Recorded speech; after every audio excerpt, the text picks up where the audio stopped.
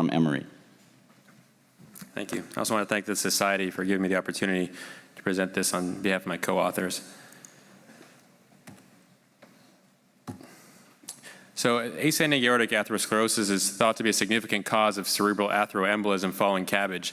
And it's also thought that minimizing aortic manipulation during surgery may decrease the incidence of postoperative stroke.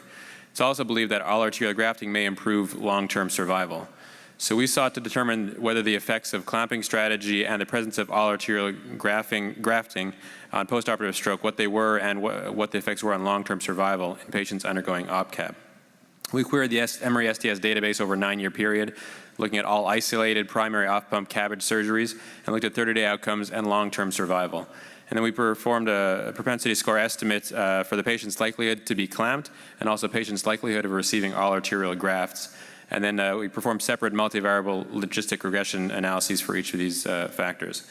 So we had a total of 6,000 OPCAB patients. The no-clamp group was about 29% of patients. That includes patients that had either an anastomotic facilitating device, such as a heartstring, or a no-touch technique, and 71% of patients did have a partial clamp placed on the aorta. In the graft strategy group, there are 7% of patients, so 423, that had all arterial grafts, and 93% of patients had at least one saphenous vein graft. These are the baseline characteristics for the clamping strategy. In general, the no-clamp patients tended to be older, a little bit sicker, and significantly more ascending aortic atherosclerosis. How do I see the mouse? Okay. 12% versus 0.3% of high-grade ascending aortic disease.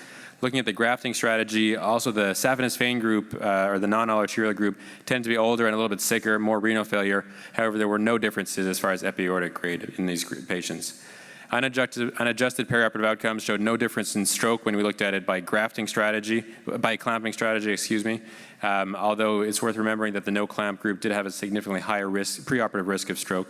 When we looked at the graft strategy, however, there was a significant difference. Only one stroke out of those 423 patients in the arterial grafting, and a 1.5% incidence of stroke in the saphenous vein group. The Kaplan Meier survival curves for both clamp strategy and grafting strategy, there was only a trend towards improved survival in the clamp and all arterial groups. Not surprising given the fact that these patients tended to be a little healthier.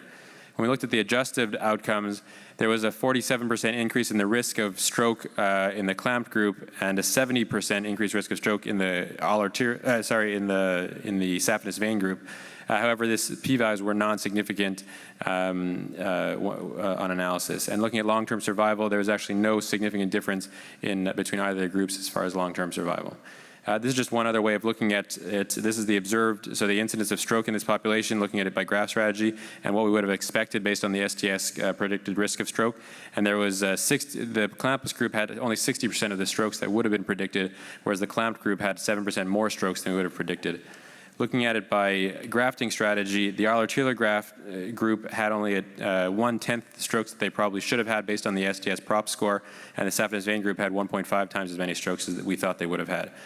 As a discussion, we found that we had excellent outcomes in all of these groups, both in terms of stroke, mortality, and also the 5-year survival.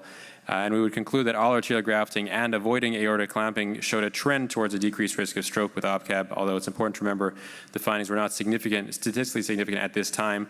However, stroke being so rare, we think that a larger sample size may show a difference. And at 6 years, the adjusted long-term survival was similar between the two groups. But we do think that the benefit of all arterial grafting may show up if we had longer follow-up of these patients. Thank you for your attention.